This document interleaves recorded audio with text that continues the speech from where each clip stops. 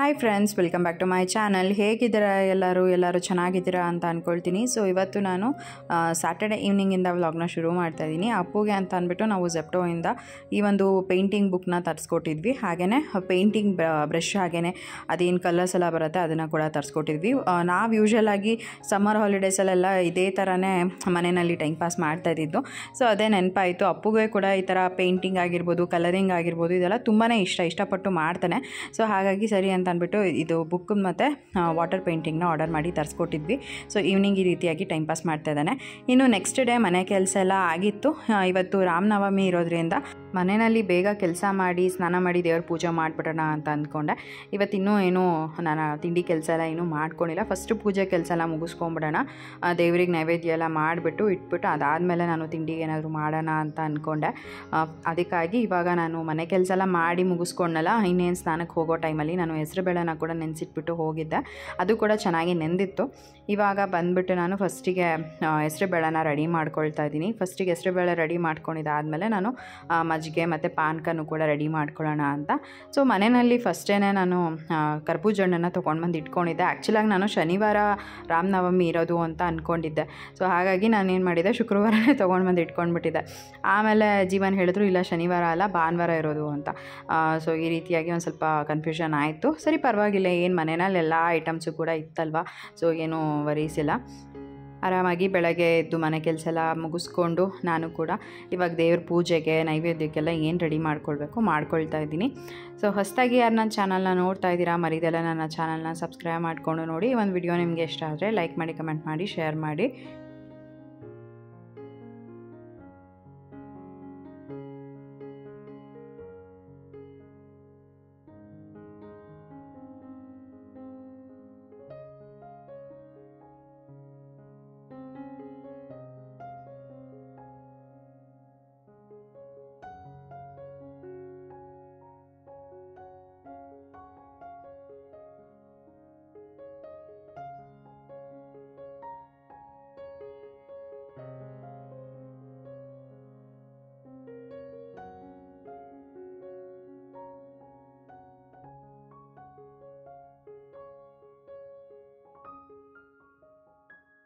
ಇವತ್ತು ಅಪ್ಪು ಮನೆಯಲ್ಲಿ ಇರಲಿಲ್ಲ. ಅಪ್ಪು ನನ್ನ ತಮ್ಮ ಅಮ್ಮನ ಮನೆಗೆ ಕರ್ಕೊಂಡು ಹೋಗಿದ್ದಾನೆ. ಸೊ ಹಿಂದಿನ ದಿನ ಬಂದ, ಅಪ್ಪುನ ಕರ್ಕೊಂಡು ಹೋಗ್ತೀನಿ ಅಂತ ಅಂದ್ಬಿಟ್ಟು ಕರ್ಕೊಂಡು ಹೋದ. ಸರಿ ಇನ್ನೇನು ಇಲ್ಲೇ ಅಲ್ವಾ, ಅವನಿಗೂ ಕೂಡ ಟೈಮ್ ಪಾಸ್ ಆಗುತ್ತೆ ಅಂತ ಅಂದ್ಬಿಟ್ಟು ಅಪ್ಪುನ ಕಳಿಸ್ಕೊಟ್ಟೆ. ಹಾಗಾಗಿ ಇವತ್ತು ನನಗೆ ಒಂದು ಸ್ವಲ್ಪ ಮನೆ ಕೆಲಸ ಮಾಡಿ ಮುಗಿಸ್ಕೊಳ್ಳೋದಕ್ಕೂ ಕೂಡ ಒಂದು ಸ್ವಲ್ಪ ಬೇಗನೆ ಆಯಿತು. ಇಲ್ಲ ಅಂದಿದ್ರೆ ಒಂದು ಸ್ವಲ್ಪ ಲೇಟ್ ಆಗ್ತಿತ್ತು, ಒಂದು 11 ಗಂಟೆ 12 ಗಂಟೆನಾದರೂ ಆಗ್ತಿತ್ತು ಪೂಜೆ ಮಾಡೋದಕ್ಕೆ. ಬಟ್ ಇವತ್ತೊಂದು ಸ್ವಲ್ಪ ಬೇಗನೆ ಕೆಲಸ ಮುಗಿಸ್ಕೊಂಬಿಟ್ಟೆ.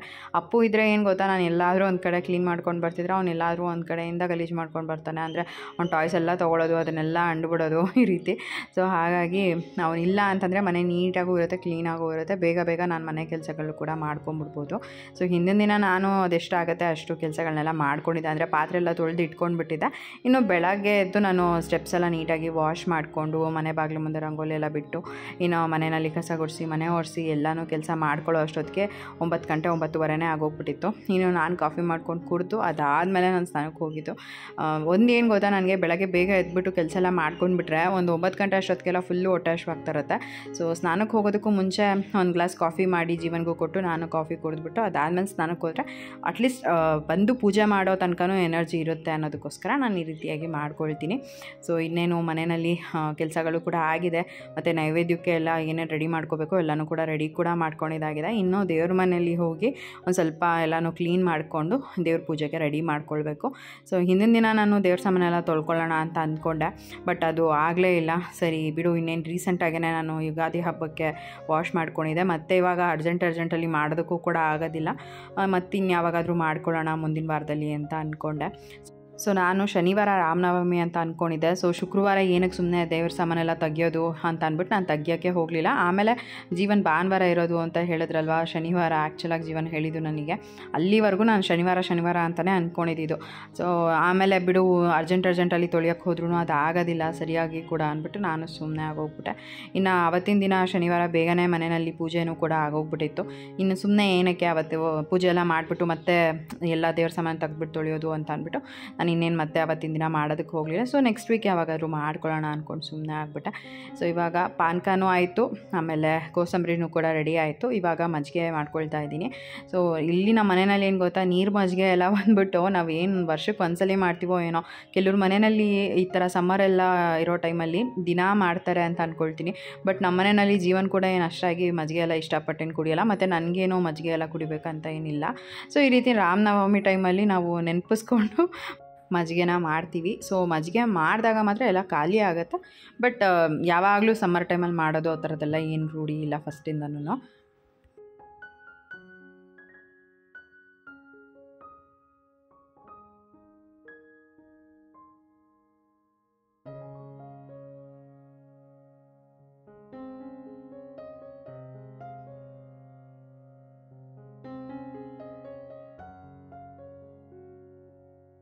ಸೊ ವಿಡಿಯೋ ಕ್ಲಿಪ್ಪಿಂಗಲ್ಲಿ ನಾನು ಪಾನಕನ ಒಂದು ಸ್ವಲ್ಪ ಗಟ್ಟಿಯಾಗೇ ತೋರಿಸಿದ್ದೆ. ಆಮೇಲೆ ನಾನು ಒಂದು ಸ್ವಲ್ಪ ನೀರನ್ನ ಮಿಕ್ಸ್ ಮಾಡಿಕೊಂಡೆ.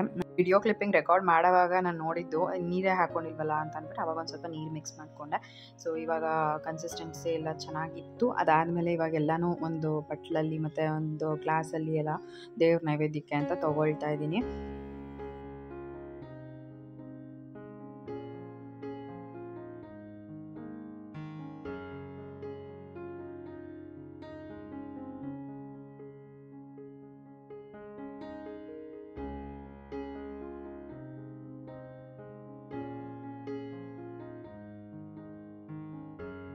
ಸೊ ಇವಾಗ ಎಲ್ಲನೂ ರೆಡಿಯಾಗಿದೆ. ಇನ್ನು ದೇವ್ರ ಮನೆಯಲ್ಲಿ ದೇವರಿಗೆ ಅಂತ ಇಟ್ಟಿದ್ದು ಹೂವು ಎಲ್ಲನೂ ಕೂಡ ತೆಗೆದು ಕ್ಲೀನ್ ಮಾಡ್ಕೊಂಡಿದ್ದಾಗಿದೆ. ಇವತ್ತು ನಮ್ಮ ಗಿಡದಲ್ಲಿ 2 ದಾಸವಾಳ ಹೂವು ಕೂಡ ಅರಳಿತ್ತು. ಅದನ್ನು ತೊಗೊಂಡು ಬಂದು ದೇವರಿಗೆ ಕೂಡ ಮುಡಿಸಿದ್ದೀನಿ. ಅದೇನೋ ಒಂಥರ ಲಕ್ಷಣವಾಗಿ ಕಾಣಿಸ್ತಾ ಇತ್ತು ನನಗೆ. ಈ ರೀತಿ ನಮ್ಮ ಮನೆ ಗಿಡದಲ್ಲೇ ಬೆಳೆದಿರೋ ದಾಸವಾಳನ ದೇವ್ರಿಗೆ ಮುಡ್ಸೋದಕ್ಕೆ ಏನೋ ಒಂಥರ ಖುಷಿ. ತುಂಬ ಚೆನ್ನಾಗಿ ಮುದ್ದಾಗಿ ಕಾಣಿಸ್ತಾ ಇರುತ್ತೆ ದೇವ್ರ ಮನೆ ನೋಡೋದಕ್ಕೂ ಕೂಡ. ಆ ಒಂದು ಹೂವನ್ನ ತೊಗೊಂಡು ಬಂದು ನಾನು ವೆಂಕಟೇಶ್ವರ ಫೋಟೋಗೆ ಇಟ್ಟಿದ್ದೀನಿ. ಸೊ ನೋಡ್ಬೋದು ಯಾವ ರೀತಿ ಕಾಣಿಸ್ತಾ ಇದೆ ಅಂತ ಅಂದ್ಬಿಟ್ಟು. ಇವಾಗ ನಾನು ಒಂದು ಸ್ವಲ್ಪ ದೇವ್ರ ಮನೆ ಎಲ್ಲ ಒರೆಸಿ ಕ್ಲೀನ್ ಮಾಡ್ಕೊಳ್ಬೇಕಾಗಿತ್ತು. ಒಂದು ಬಟ್ಟೆನ ಇಟ್ಕೊಂಡಿದ್ದೀನಿ, ಅದನ್ನೆಲ್ಲ ನೀಟಾಗಿ ಕ್ಲೀನ್ ಮಾಡ್ಕೊಳ್ಳೋಕ್ಕೆ. ಪ್ರತಿದಿನವೂ ಕೂಡ ನಾನು ಮನೆಯೆಲ್ಲ ಒರೆಸ್ಕೊಳ್ಳೋದಕ್ಕಾಗಲಿಲ್ಲ ಅಂದ್ರೂ ಪೂಜೆ ಮಾಡೋ ಟೈಮಲ್ಲಿ ಮಾಮೂಲಿ ದೇವ್ರ ಮನೆನ ಒರೆಸಿ ಕ್ಲೀನ್ ಮಾಡ್ಕೊಳ್ತೀನಿ. ಅಂದರೆ ಮಾಮೂಲಿ ನೆಲ ಎಲ್ಲ ಏನಿರುತ್ತೆ, ಅದಾದಮೇಲೆ ದೇವ್ರದ್ದು ಶೆಲ್ಫ್ ಏನಿರುತ್ತೆ, ಸೊ ಅದನ್ನೆಲ್ಲ ಒರೆಸ್ಕೊಂಡು ಕ್ಲೀನ್ ಮಾಡ್ಕೊಳ್ತೀನಿ.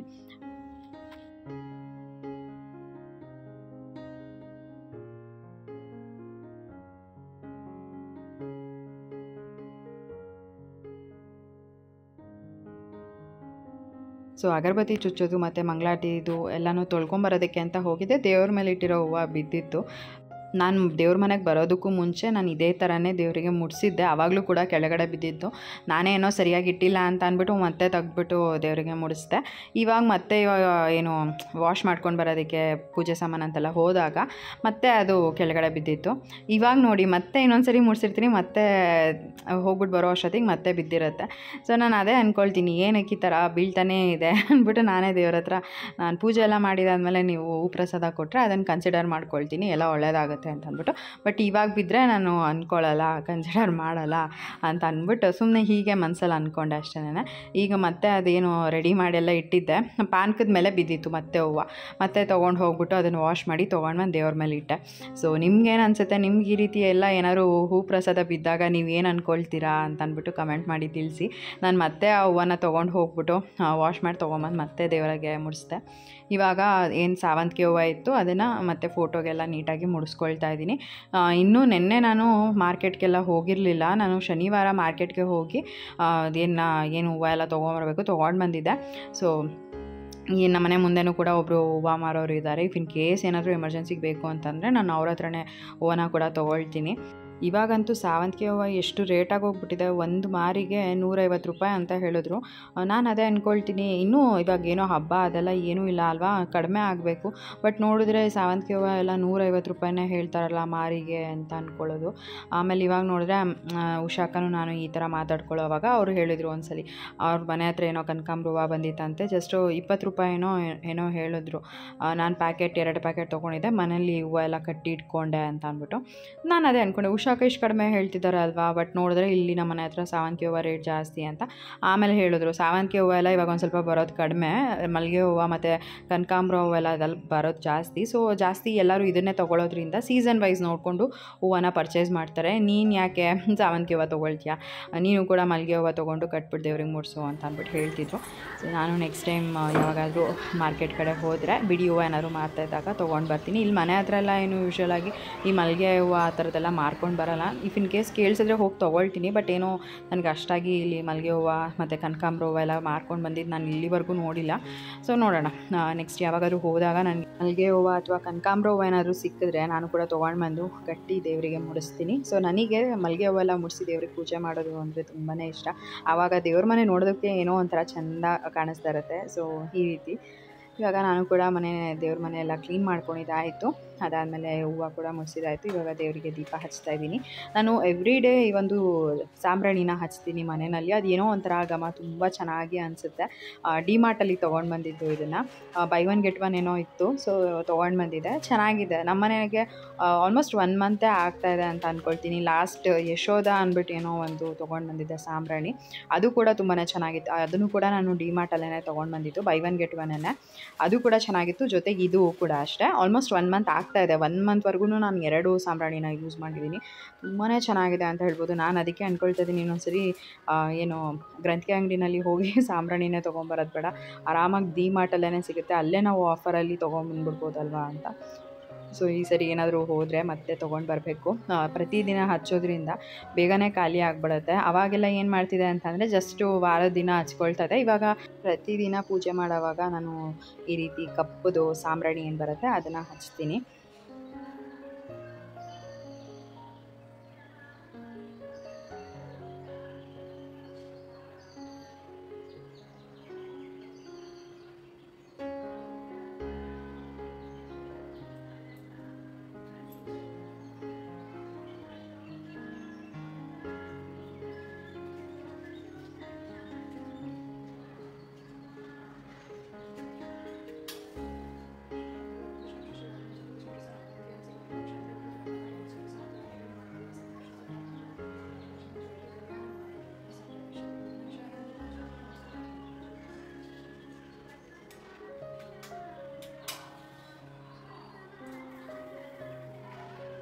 ಇವತ್ತು ಆ್ಯಕ್ಚುಲಾಗಿ ನಾನು ಬೇಗ ಕೆಲಸ ಮಾಡ್ಕೊಂಡಿದ್ದಕ್ಕೆ ಮನೆಯಲ್ಲಿ ಬೇಗ ಪೂಜೆ ಕೂಡ ಆಗ್ತಾಯಿದೆ.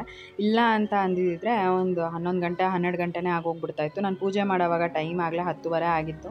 ಸೊ 10:30ಗೆ ನಾನು ಪೂಜೆ ಮಾಡ್ತಾಯಿದ್ದೀನಲ್ಲ ಅಂತಲೇ ನನಗೆ ತುಂಬ ಖುಷಿ ಆಗ್ತಾಯಿತ್ತು. ಯಾಕಂದರೆ ಮನೆ ಕೆಲಸ ಎಲ್ಲ ಕಂಪ್ಲೀಟ್ ಮಾಡಿಕೊಂಡು ನಾನು ಡೈಲಿ ಪೂಜೆ ಮಾಡೋದು ಅಂತ ಅಂದರೆ 11:30 12 ಗಂಟೆನೇ ಆಗೋಗ್ಬಿಡುತ್ತೆ. ಕೆಲವೊಂದೊಂದು ಸಲ 12:30ನೇ ಆಗೋಗ್ಬಿಡುತ್ತೆ. ಬಟ್ ಇವತ್ತೊಂದು ಸ್ವಲ್ಪ ನಾನು ಬೇಗನೆ ಪೂಜೆ ಮಾಡ್ತಾಯಿದ್ದೀನಿ.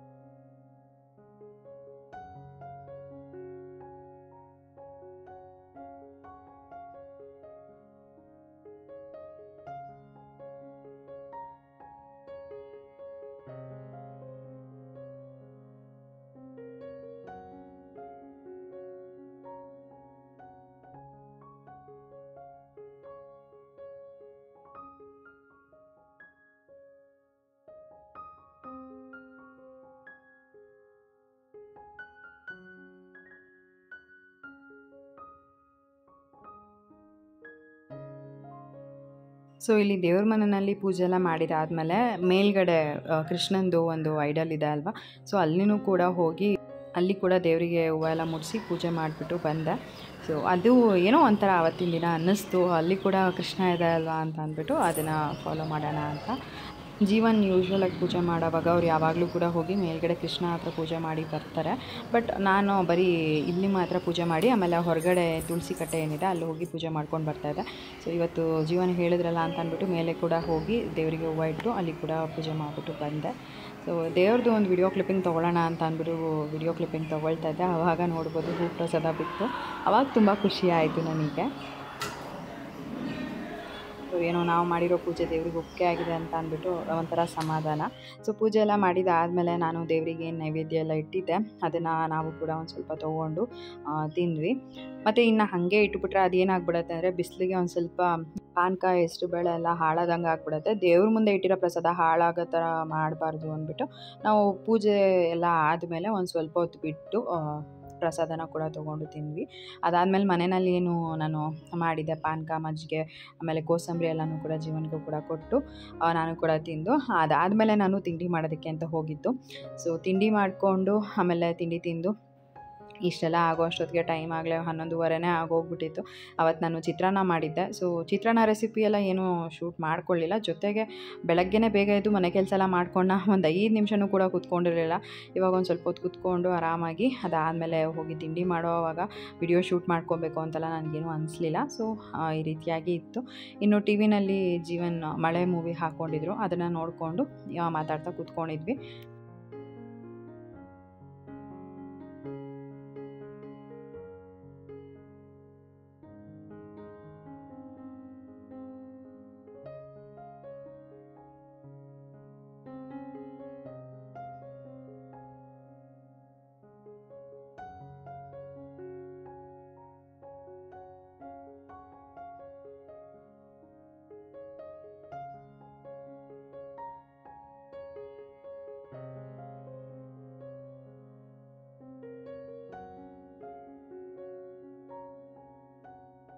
ಸೊ ಮತ್ತೆ ನಾನು ಮಧ್ಯಾಹ್ನ ಎಲ್ಲ ಏನೂ ಬ್ಲಾಗ್ ಮಾಡ್ಕೊಳ್ಳಿಲ್ಲ. ಇನ್ನು ಸಂಜೆ ಬಂದರೆ ಅಪ್ಪುಗೆ ಹೇರ್ ಕಟ್ ಮಾಡಿಸ್ಬೇಕಾಗಿತ್ತು. ಅದಕ್ಕಾಗಿ ನಾನು B4 ಯೂನಿಸೆಕ್ಸ್ ಸಲೂನ್ ಅಂತ ನಿಯರ್ MEI ಲೇಔಟ್ ಹತ್ರ ಇದೆ. ಸೊ ಅಲ್ಲಿ ಕರ್ಕೊಂಡು ಹೋಗಿದ್ದೆ. ಅಪ್ಪುಗೆ ಇವಾಗ ಹೇರ್ ಕಟ್ ಮಾಡಿಸ್ತಾ ಇದ್ದೀನಿ. ಫಸ್ಟೆಲ್ಲ ಅವನು ಒಂದು ಸ್ವಲ್ಪ ನಿದ್ದೆ ಮಾಡಿಬಿಡೋನು ಹೇರ್ ಕಟ್ ಮಾಡೋವಾಗ. ಯಾವತ್ತೂ ಕೂಡ ಹತ್ತಿಲ್ಲ ಅವನು ಹೇರ್ ಕಟ್ ಮಾಡಿಸ್ಕೊಳ್ಳೋದಕ್ಕೆ. ಇನ್ಫ್ಯಾಕ್ಟ್ ಅವನೇ ತುಂಬ ಖುಷಿಯಾಗಿ ಬರ್ತಾನೆ ಹೇರ್ ಕಟ್ ಮಾಡಿಸ್ಕೊಳ್ಳೋದಕ್ಕೆ. ಸೊ ಅವನಿಗೆ ಈ ರೀತಿ ಹೇರ್ ಕಟ್ ಮಾಡಿಸ್ತಾ ಇದ್ದೀನಿ. ಹೇಳಿದೆ ಯಾವ ರೀತಿ ಹೇರ್ ಕಟ್ ಮಾಡಬೇಕು ಅಂತೆಲ್ಲ ಅಂದ್ಬಿಟ್ಟು ಅವರೇ ಮಾಡ್ತಾ ಇದ್ದಾರೆ. ಸೊ ಅಪ್ಪುನ ಆ್ಯಕ್ಚುಲಾಗಿ ಫಸ್ಟ್ ಟೈಮ್ ನಾನಿಲ್ಲಿ ಕರ್ಕೊಂಡು ಬಂದಿರೋದು. ಜೊತೆಗೆ ನಾನು ಐಬ್ರೋಸ್ ಮಾಡಿಸ್ಬೇಕಾಗಿತ್ತು. ಐಬ್ರೋಸ್ ಕೂಡ ಮಾಡಿಸ್ಕೊಂಡು ಆಮೇಲೆ ವ್ಯಾಕ್ಸಿಂಗ್ ಕೂಡ ಮಾಡಿಸ್ಕೊಂಡೆ. ಅಷ್ಟೊತ್ತಿಗೆ ಅಪ್ಪುದು ಕೂಡ ಹೇರ್ ಕಟ್ ಎಲ್ಲ ಕಂಪ್ಲೀಟ್ ಆಗಿತ್ತು. ಆಮೇಲೆ ಮನೆಗೆ ಹೋದ್ವಿ. ನನ್ನ ಮಗ ಅಂತೂ ಈ ರೀತಿ ಹೇರ್ ಕಟ್ ಮಾಡಿಸ್ಕೊಳ್ಳುವಾಗ ನಾನು ವಿಡಿಯೋ ಮಾಡ್ಕೊಳ್ಳೋಕ್ಕೆ ತುಂಬ ಖುಷಿ ಆಗುತ್ತೆ. ಯಾಕಂದರೆ ಬೇರೆ ಮಕ್ಕಳು ನಾನು ನೋಡಿದ್ದೀನಿ ತುಂಬ ಅಳ್ತಾರೆ, ಬಟ್ ಅಪ್ಪು ಯಾವತ್ತೂ ಕೂಡ ಅತ್ತೆ ಇಲ್ಲ ಅಂತ ಹೇಳ್ಬೋದು. ತುಂಬ ಆರಾಮಾಗಿ ಕೂತ್ಕೊಂಡು ಹೇರ್ ಕಟ್ ಮಾಡಿಸ್ಕೊಂಡು ಬರ್ತಾನೆ. ಅವನಿಗೆ ಅದೇನೋ ಆಫ್ಟರ್ ಲುಕ್ ನೋಡೋದಕ್ಕೆ ತುಂಬ ಇಷ್ಟ ಆಗುತ್ತೆ ಅಂತ ಅಂದ್ಕೊಳ್ತೀನಿ. ಅವನು ಹೇಳ್ತಿರ್ತಾನೆ, ಮಮ್ಮಿ ಚೆನ್ನಾಗಿದ್ದೀನಾ ಅಂತ ಕೇಳ್ತಿರ್ತಾನೆ. ಸೊ ಈ ರೀತಿ ಹೇರ್ ಕಟ್ ಆದಮೇಲೆ ನನ್ನ ಮಗನ ನೋಡೋದಕ್ಕೆ ನನಗೆ ತುಂಬ ಖುಷಿ ಆಗುತ್ತೆ. ತುಂಬ ಕ್ಯೂಟಾಗಿ ಕಾಣ್ತಿದ್ದ.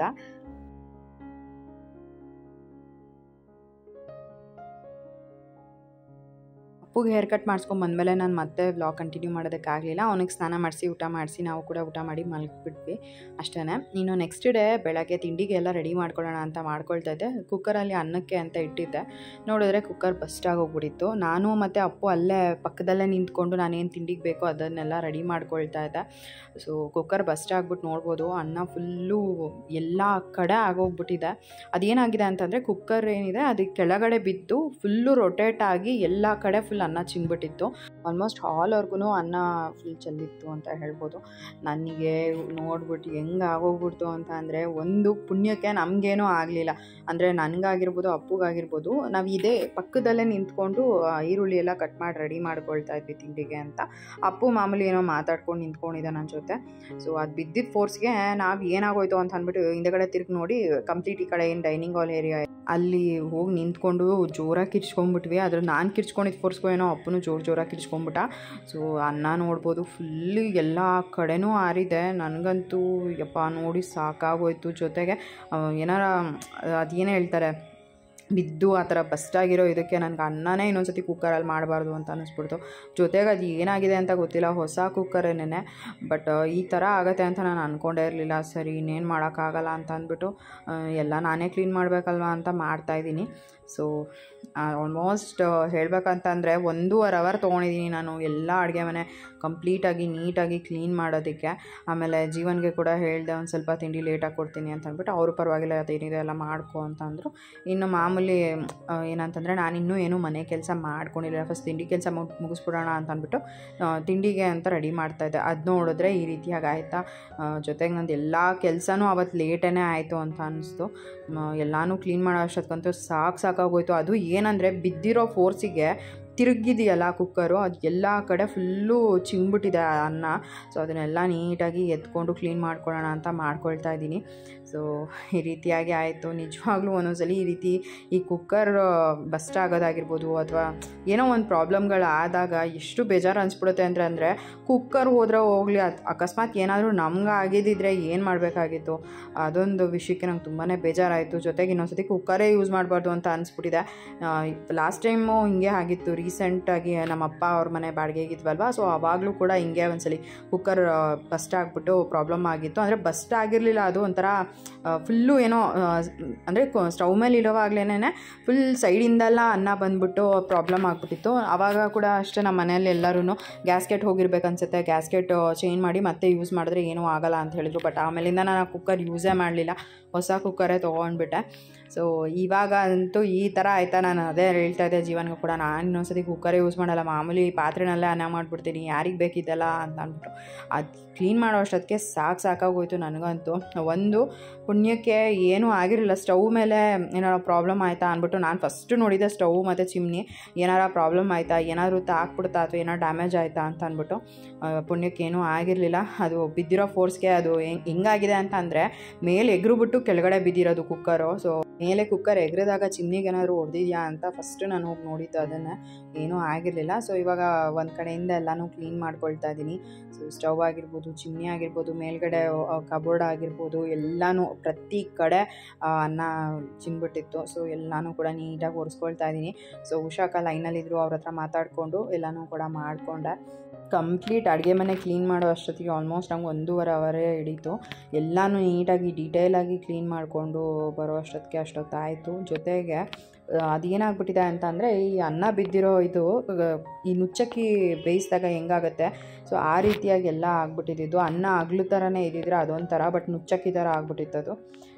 ಏನಕ್ಕೆ ಈ ಥರ ಆಯಿತೋ ಗೊತ್ತಿಲ್ಲ. ಒಟ್ಟು ಇನ್ನೊಂದು ಸತಿ ಅಂತೂ ನಾನು ಕುಕ್ಕರ್ ಇದರಲ್ಲಿ ಯೂಸೇ ಮಾಡಲ್ಲ, ಯಾವ್ದಾದ್ರು ಹೊಸ ಕುಕ್ಕರೇ ತೊಗೊಳ್ತೀನಿ. ಇಲ್ಲ ಅಂತಂದರೆ ನನ್ನ ಫ್ರೆಂಡ್ ಸುಪ್ರಿಯಾನೂ ಹೇಳ್ತಿದ್ರು ಹಾಕಿನ್ಸ್ ಕುಕ್ಕರ್ ತೊಗೊಳ್ಳಿ ಅಂತ. ಅವ್ರು ಲಾಸ್ಟ್ ಟೈಮ್ ಈ ಥರ ಆದಾಗಲೇ ಹೇಳಿದರು.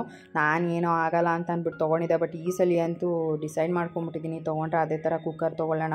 ಸೊ ಆ ಒಂದು ಕುಕ್ಕರಲ್ಲಿ ಜಾಸ್ತಿ ಏನೂ ಆ ಥರ ಪ್ರಾಬ್ಲಮ್ಗಳು ಬರೋಲ್ಲ ಅಂತ ಹೇಳ್ತಾಯಿದ್ರು. ಹಾಗಾಗಿ ಸರಿ ನೋಡೋಣ, ಆದರೆ ಅದನ್ನೇ ತೊಗೊಳ್ಳೋಣ ಅಂತ ಅಂದ್ಕೊಂಡಿದ್ದೀನಿ.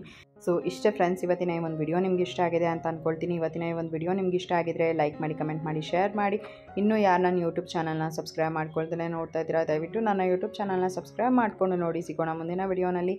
Thanks for watching. ಬಾಯ್.